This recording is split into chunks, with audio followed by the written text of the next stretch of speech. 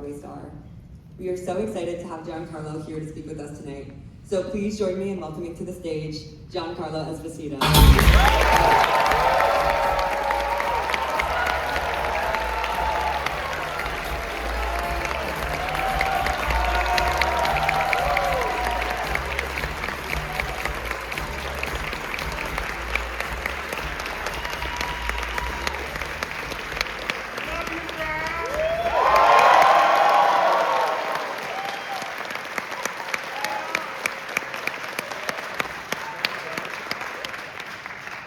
So we'll go ahead and start on this side.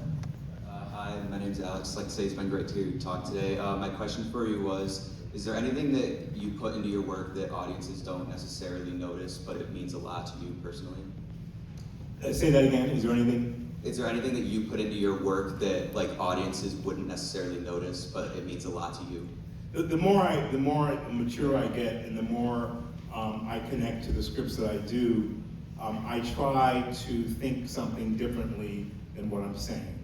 It really served me as Gustavo Fring. I'd be saying something, but there was always something going on in my head. And that created an interest in people wanting to know, what was he thinking right there? And so to me, it's like a secret weapon. I always want to have a certain amount of compassion. Even Gustavo had it for the folks who he worked with in, I think it's in Saul, where we have a threat and he's talking to all of his workers. And you really get a sense that he's being like a father and he's wanting to allay their fear and have them feel comfortable. So these are things that I build into characters I play because I want them to be human. I don't want them to be stereotypes or carbon copies. Awesome. Over here. Hi, Mr. Esposito. I just wanted to ask, you also work behind the camera, directing and producing for even episodes of Breaking Bad and Better Call Saul. And you've also spoken a lot about how you buy into the characters that you're playing. I wanted to ask how working behind the camera has also affected that when you're playing a story or playing a character. Yeah, it's really different to work behind the camera because as an actor, I'm listening to the director and taking director's notes as well as my own. And I'm having to connect with other characters who I play opposite of and to try to find the musicality of it, the symphony of it. And it's very much like life. You don't live life alone. You don't live life in a bubble unless you put yourself in that bubble, right? We're all in this together, and it takes a community to create me or you or any of us. So it's that interaction that becomes something that is inspiring. So as a director, I am able to observe completely, because as an actor, I'm not trying to direct myself. I'm trying to be the character and do things that are different than what I've done before, but I'm not outside myself looking and steering the ship. And so I look to a director to trust, a confidant, a friend to talk to in the same respect, who I trust will tell me the truth. I love directing because film is a director's vision, and television to a certain extent. We shoot everything, collaborate, I give you notes, you perform, and then I get into a little room and I edit it, which means I can do whatever I want. I can take out all the moments where you show me compassion and joy and love, and I can make you look like a jerk, or I can make you look like a hero. So in that editing room, I'm able to construct the film that I've seen in my vision as a director. So I love directing for the reason that you can tell a complete story. It's more complete. I'm not just doing one thing and being an implement or tool of the story. I'm telling the story, right? And even in Better Call Saul, I directed, as you're very familiar with, episode 6, I think it was, I directed, and I was really pleased that I wasn't written into that episode as an actor, so that I could put all of my focus on just directing. And when you put all your focus on one thing, your life should become, if you're able to focus your energy, one-pointed. Ask for what you want, know what you want, and then go there. The fear for many is that you've chosen the wrong thing to do. And I'm here, I got my degree, I've done my 4 years, and you know what? I hate this shit. And what I tell you? Get out. Start over again. Yeah. Because if you don't connect to what you're doing, and you're just walking through it, you're on autopilot. Just because you have the brain and you can, there's no love there. It's dead. You're on autopilot. I have this great thing, don't be on autopilot. Autopilot's the worst thing because it means you're not present. Yeah, am I going to make a mistake and say the wrong thing? Of course I am. Am I going to flub my words and say something backwards? Of course I am. So it's that fear that stops you from being you. But that also stops you from being human. I'm on the set, I say things the wrong way, and a lot of actors go, oh damn it!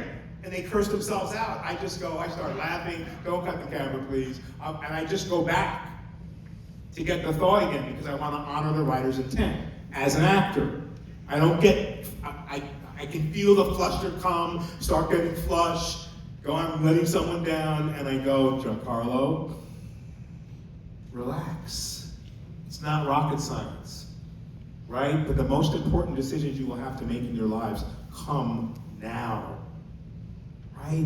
In this moment, when you're solidifying who you are, and what you want to do. And if you haven't made the right decision, the decision you made to do what you're graduating, it's going to play into the bigger decision when you change your major or do something else. Nothing is for naught. There are no accidents or mistakes, right? Believe it or not, you have been guided here for a reason. And you understand that reason becomes very important when you empower it. What am I doing here? Yeah, I came to talk about Moff, Gideon, Gustavo, Fring, would love to answer every one of your questions. But I'm not here just for that, as you might have already deduced.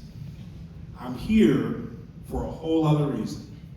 Because I want to share my experience so that maybe one person in the room will go, wow, wait a minute.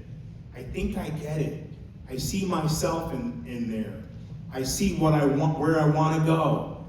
I get a clue of how I can get there, right? There is no me without you. I don't exist without you, right? It's not just the accolades and love for what I do. It's that you have tuned into a frequency. You've tuned into an energy. It's the energy of life. My youngest daughter looked at me 2 weeks ago and said, I have 4 projects that I'm trying to produce, and I'm blah, blah, blah, blah, blah, blah, blah, blah. And she said, wow, Papa, you're still hungry. I was like, yeah, you're still excited. I'm like, yeah, you still love what you do. I said, of course. Otherwise, why am I here?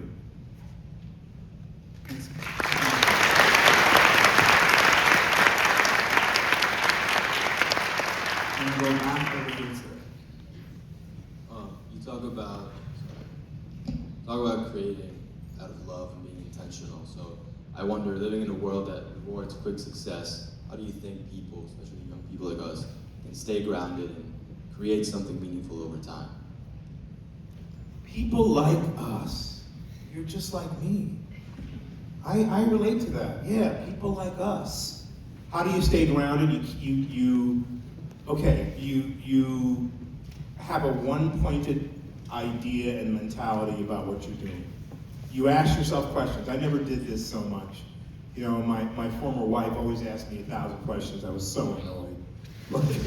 So annoying. Like, you know, her mother was a teacher. Oh God, used to annoying me. And why was I annoyed? Because I didn't have the answer. I don't know. Right? And then I realized, I learned something from those interactions. That it's okay not to know, but would I like to know? So what is it I really do want to do? What is it I do want to say? Why am I really here? Those are valid questions, and those are valid queries you should have for yourself. Tenacity. To be one-pointed means to be resilient in the face of a no, to keep knocking on the door, to keep coming back, to never giving up. David Filoni was the one who said to me, don't wait to be great. I went, David, I'm stealing it, I'm using it. Right? Because we all think tomorrow is going to be better than today. What's better than today? What's better than right now? There is nothing better than this moment in time to experience that breath, to experience a conversation, to be completely in it. If there's something better on your phone, then take your phone and be on your own. There's nothing better. Like to feel the energy of life, to look in someone's eyes, to have someone ask me the question you just asked me. You are me and I am you. You can do anything that you want to do. All you have to do is think about it every day. The universe hears you. Get this. The universe hears every want and desire that you have, even the ones you whisper to yourself in the middle of the night. Even the ones you're afraid to vocalize. Even the ones you're afraid to write down. Stop tapping on the computer and take out a notepad and take your energy of your hand and write down your desires. That is your energy flowing from your heart space through your palm onto the paper, sharing what you want with you and the universe. And all the universe does is just hear it, and it waits to give it to you. It's waiting for the moment that you're ready to receive it.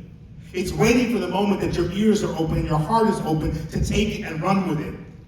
And when that moment comes, you will know it. It could be the moment when I was trying to make Parish. 10 years it took me to get that show to Netflix. And every time there was a no from every different network, I said, it's okay. Was my heart broken? Yes, it was. Your heart will get broken over and over and over again. But you have to believe, and if you build it, we will come.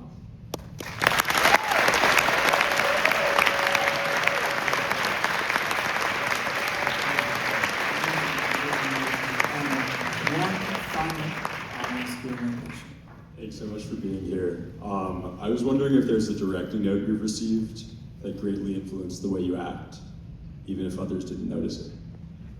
Say the beginning, first part again. If there's a directing note you've received that greatly influenced the way you act, even if others didn't notice it. Yeah, so many. I work with some really great directors, and one passed away this year. His name is Robert Benton. He did Places in the Heart. He did many, many movies. And I was working with, I did a film with, he directed and Paul Newman starred in it. And I was playing a character that was younger than who I am, so I had to figure out how to take some of my intelligence away and to be a little younger and more naive and not so well-read and not so worldly. And the way he talked to me was so beautiful. He would just come and say, do less. Just do a little less. And it got in, It's like that saying that less is more. And actors, we like to feel things. And so sometimes we leave space and we have emotions about things. And sometimes that doesn't allow the audience to have the emotion. And so I understood what he was saying was to be simpler, and you'll immediately be younger. Because there's a sense of, I don't know. Again, I spoke about how we're expected to know. And the pressure is greater than ever because I don't know, but just give me a minute. Oh yeah, I got it, right? And so it's a little dishonest, right? Like any of us can know. We're all privy to the same information. Like we all get the news feed. We all know what the fuck is going on, right? But do we sit, take that in, then go and watch BBC News, and then Al Jazeera, and then Finnish news, and then you don't know the news until you watch it from all over the world. It's all skewed, don't you get it? You've got to then look at it all, and decide for yourself, right? And sometimes it's good not to know, right? If you're really sensitive. I have some sensitive children, and they call on me. I have 4 daughters, man. I get calls all week long. Oh my God, you know, the North Star is falling, and you see what's going on in the Middle East, and they're just like, I feel for all of us who are in this time. Because, you know, the news hasn't been good. But again, if we recycle the negative, we're all going to be behind the negative, right?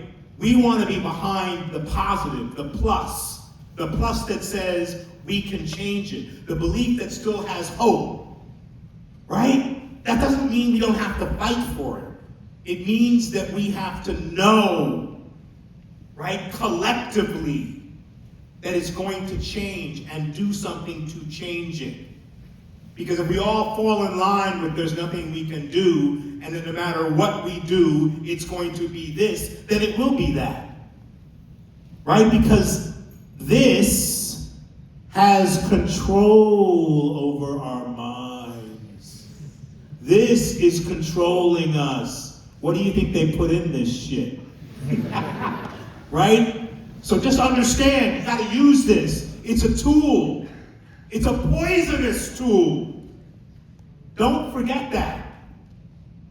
I'm so afraid to look at my screen time. Oh shit. Right? Look at your screen time. It's taken away from your me time. It's taken away from my time with you. Right? So I really mean it when I say those little habits that you develop to develop your dream. Right? Don't stop dreaming. Because dreams come true. I am a living example of a dream coming true.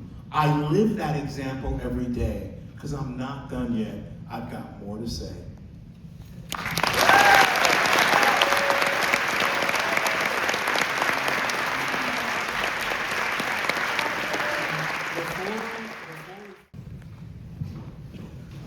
Oh no. You are done. Give it Finished. And with that, everyone, give it up for Giancarlo.